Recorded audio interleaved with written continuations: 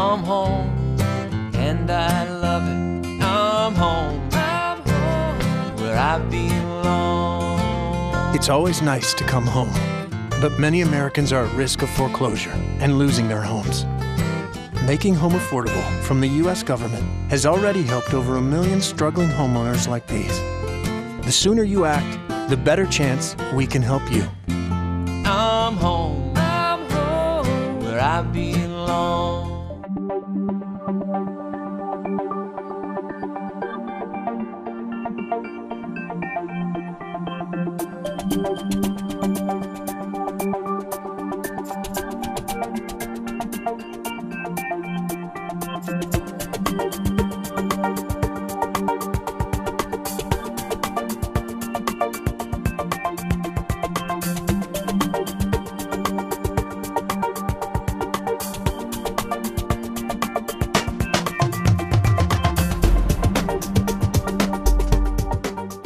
Welcome to This Week with Sheriff Dave Phelan, a weekly program on LSN television, also carried at a number of our radio affiliates through Fairfield County and beyond. Do appreciate you, the viewers and listeners that join us each and every week.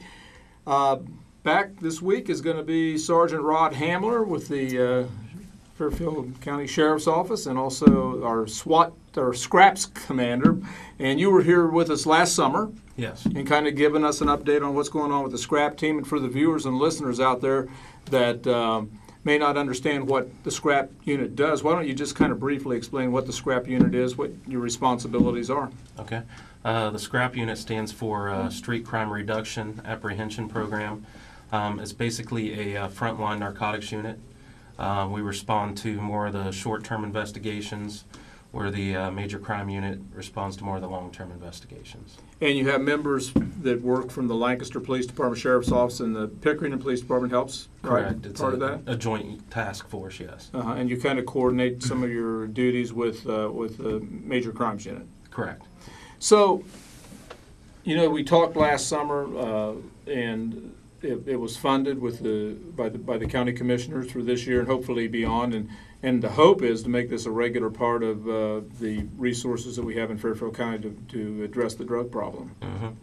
And it just seems to me that every time there probably isn't a week that goes by that you're not on television or in the newspaper about a story. Yeah, I was kind of amazed when we started this program at how big the problem actually was. Okay. Until you actually get into this line of work, you really don't realize how bad the problem can be in our community.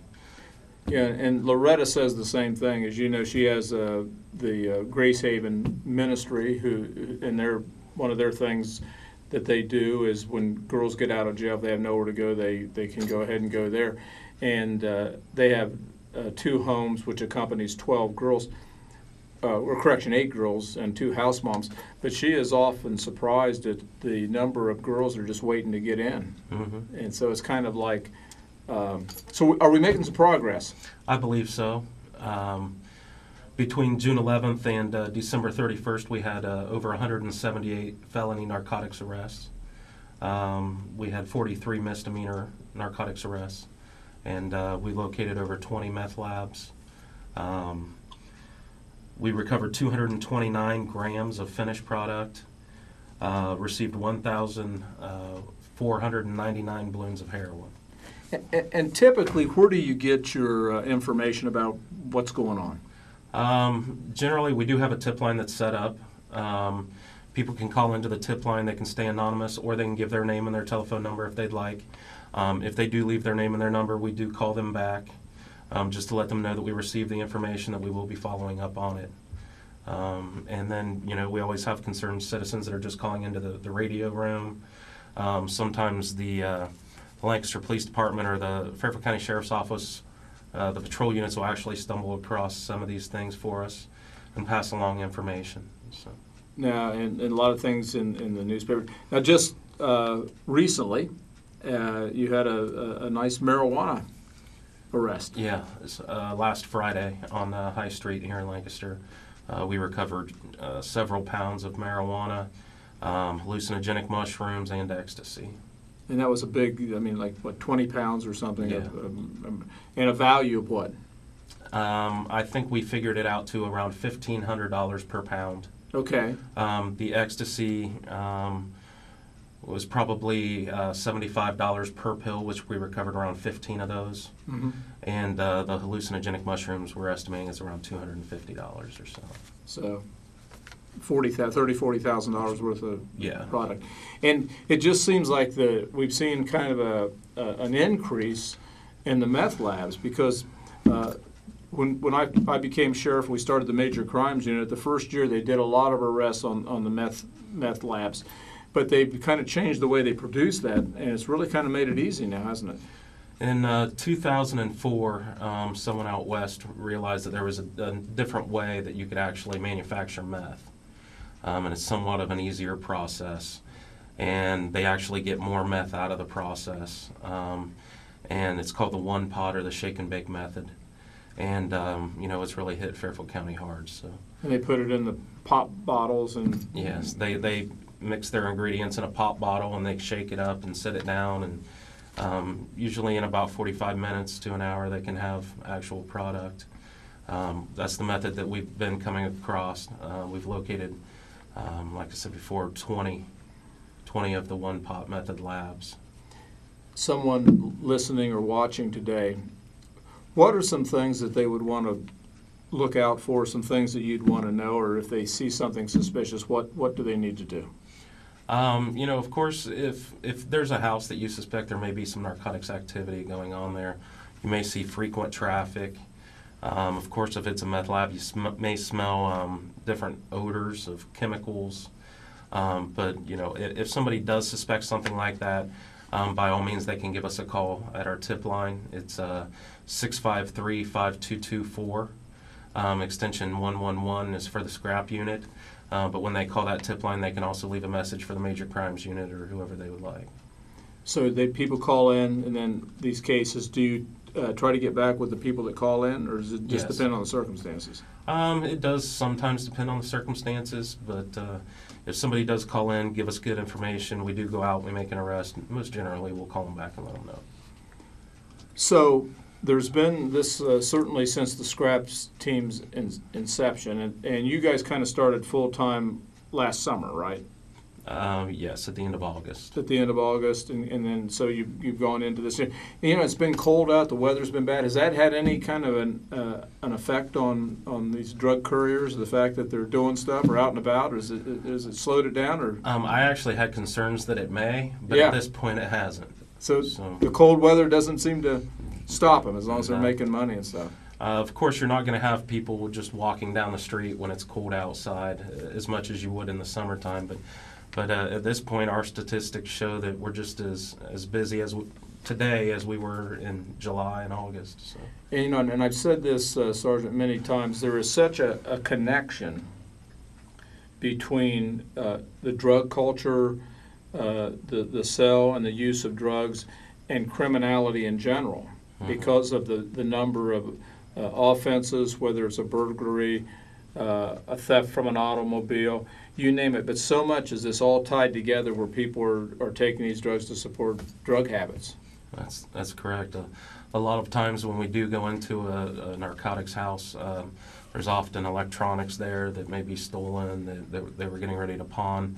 And one of our goals when we started this program was, if we focus on the narcotics problem in our county, we're probably going to reduce our burglaries and our thefts and things of that nature. How many times have you gone into these homes where people were selling drugs, where you've had children that were actually in the homes? Unfortunately, I hate to say, but numerous times. Okay. I would say maybe a little more than half. Wow. So there's kids at home, and they're actually there where the parents are dealing, manufacturing drugs in the home. What happens to the children during those kind of situations? We always contact Children's Services and make them aware of the situation, and we pretty much leave it up to them on if they want to come out and remove the child. A lot of times they'll be placed with another family member. Right. It's pretty much Children's Services call at that point on how they want to do it.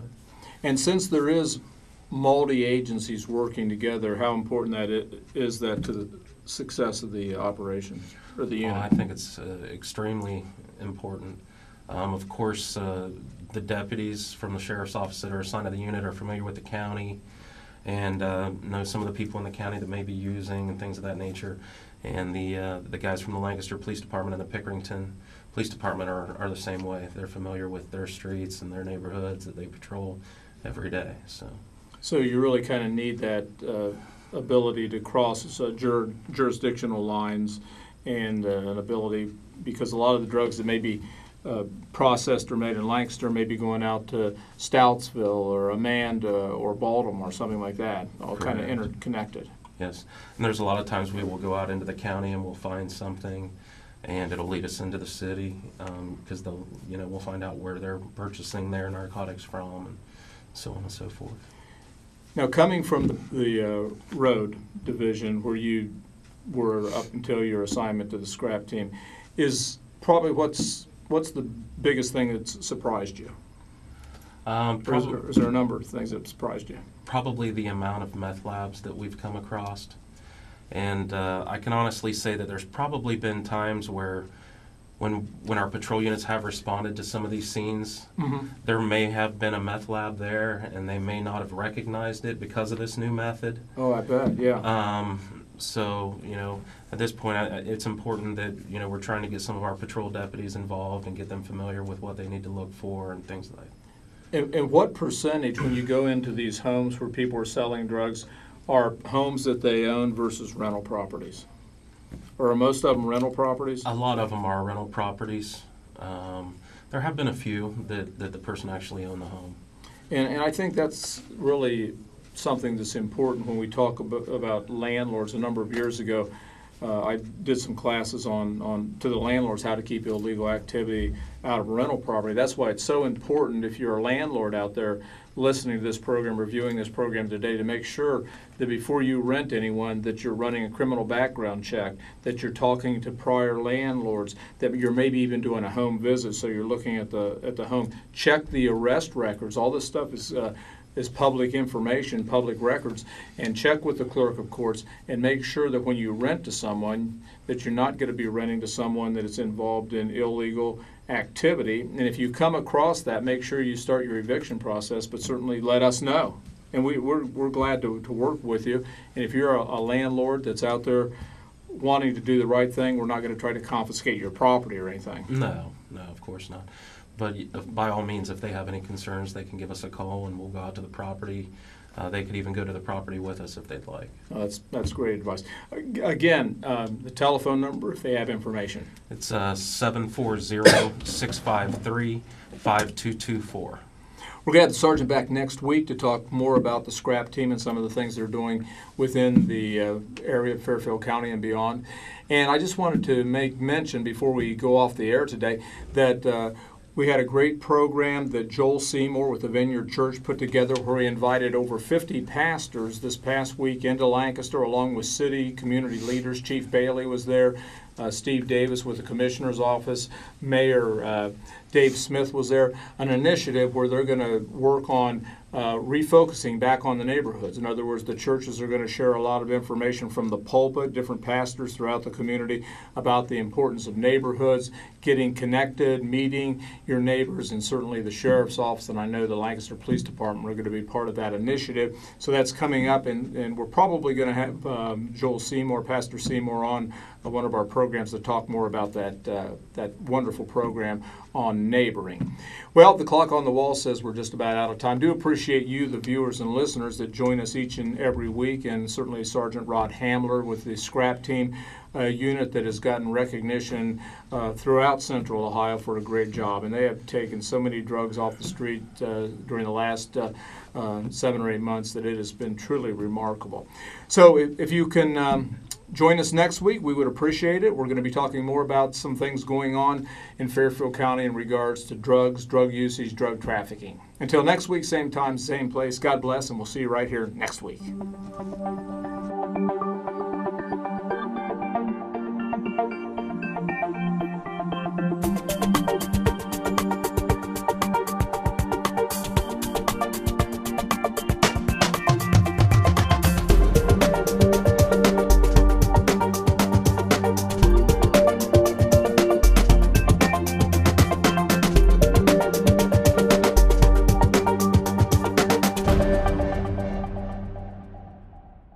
So, you're looking for help with your mortgage. Worried about foreclosure? We can help you keep your house. All we ask for in return is that you submit to our plans for galactic domination.